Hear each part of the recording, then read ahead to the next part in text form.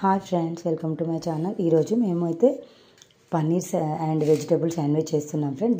దీనికి కావాల్సిన పదార్థాలు onion, capsicum, carrot, potato, paneer cubes, brown bread. So ప్రాసెస్లోకి వెళ్ళిపోదాము ఫ్రెండ్స్. దీనికోసం అయితే గ్యాస్ పైన మూకుడు పెట్టేసుకొని ఒక 1.5 గంట ఆయిల్ వేసుకోవాలి ఫ్రెండ్స్. పన్నీర్ కర్రీ కోసం, శాండ్విచ్ కర్రీ కోసం ఆయిల్ హీట్ ఎక్కింది ఫ్రెండ్స్. ఇంట్లో జీలకర్ర వేసుకోవాలి. దాని తర్వాత సన్నగా తరుక్కున్న ఆనియన్స్ వేసుకోవాలి. ఆనియన్స్ వేసుకొని చక్కగా రోస్ట్ చేసుకోవాలి. ఆనియన్స్ని ఇలా వేయనివ్వాలి.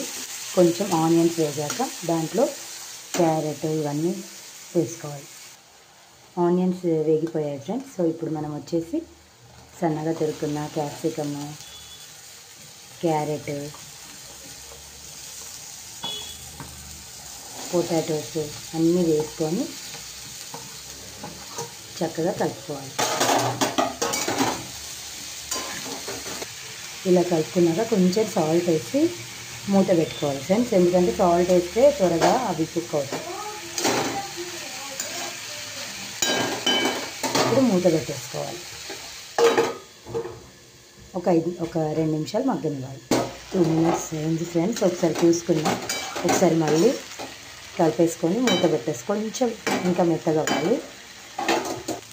ఈ ముక్కలు అయితే ఉడికిపోయినాయి ఫ్రెండ్స్. ఇప్పుడు దీంట్లో చివరిలో పన్నీర్ ముక్కలు వేసుకోవాలి.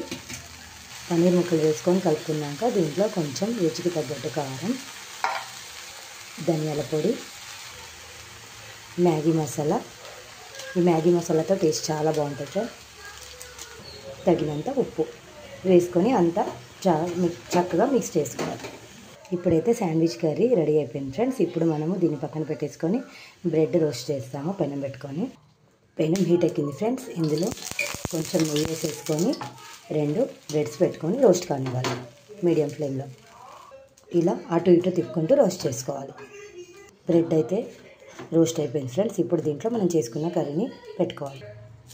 ఇలా కర్రీని వేసేసుకొని పైన ఒక బ్రెడ్తో ఫిల్అప్ చేసుకోవాలి. మళ్ళీ పైనుండి కొంచెం ఘీ వేసుకోవాలి. శాండ్విచ్ అయితే రెడీ అయిపోయింది ఫ్రెండ్స్. ఇప్పుడు దీన్ని ప్లేట్లో తీసుకోవాలి.